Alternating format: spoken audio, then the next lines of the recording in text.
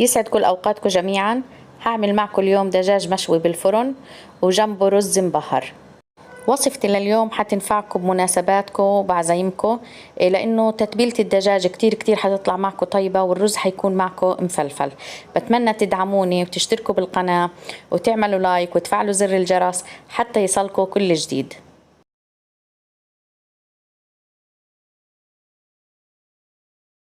ويلا نصلي على النبي ونبدأ بالمقادير. بسم الله. هنحتاج نص معلقة صغيرة فلفل أسمر، نص معلقة صغيرة قرفة،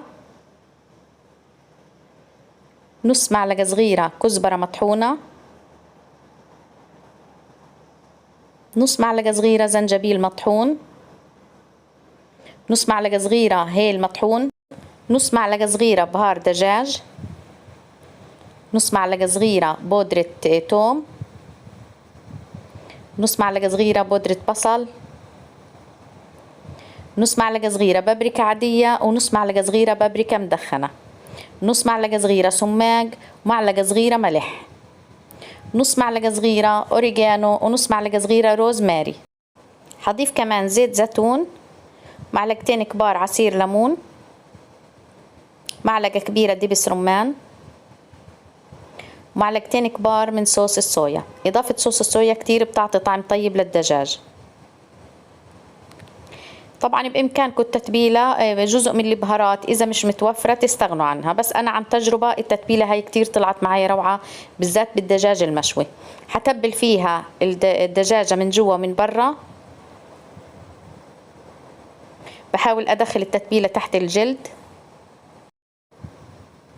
كل حدا فينا له تتبيلة خاصة للدجاج. بصراحة أنا كل مرة بأجرب تتبيلة معينة توصلت لهي التتبيلة كتير أفرقت معايا بطعم الدجاج، بيطلع معاكم دايب، ريحته طيبة جدا. إن شاء الله بس تجربوها هتعجبكم كتير.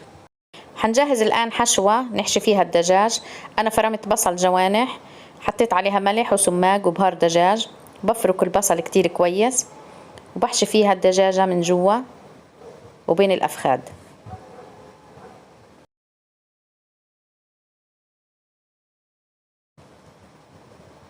هحاول أسكر الدجاجة منيح وهنقلها بصينية اللي حخبز فيها.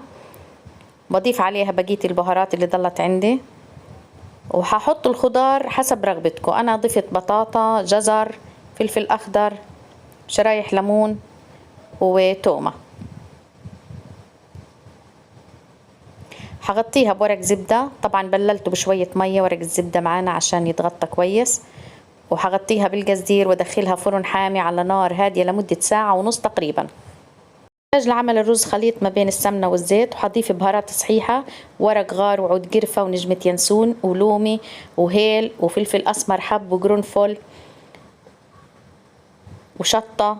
هقلبهم شوية وهضيف عليهم فلفل أخضر، بصل مفروم ناعم، وتومة وزنجبيل مبشور. هضيف بهارات كمان ناعمة اللي هي فلفل أسمر وقرفة وهيل وبودرة ماجي. هقلب لحد ما تطلع ريحتهم كويس. بعدين هضيف عليهم الرز. مقدار الرز طبعا معروف، كل مقدار رز يعني كوب واحد بيحتاج 2 كوب مية. ممكن تستبدلوا المية والماجي بمرقة إذا كانت متوفرة. أنا عيرت بعد ما قلبت الرز بالبهارات، عيرت المية المناسبة، حتركه يغلي كم غلوة. بعدين هغطيه وهدي النار واتركه لحد ما يستوي معانا.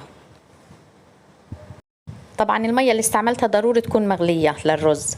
وهي نتيجة الرز بعد ما استوى، ما شاء الله مفلفل، حبته كتير نافشة وحلوة. خطوة ضرورية جدا، بعد ما يستوي الرز بطفي النار عليه وبغطيه وبتركه يتفتح معانا ربع ساعة كاملة. نتيجته روعة وإن شاء الله حتجربوه حيعجبكم كتير.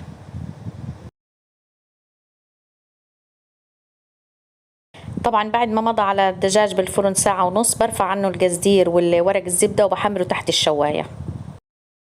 مش هحكي لكم على الطعم والريحة يا جماعة، لازم ضروري تجربوها إن شاء الله حتعجبكم. صحتين وألف عافية وأشوفكم على خير.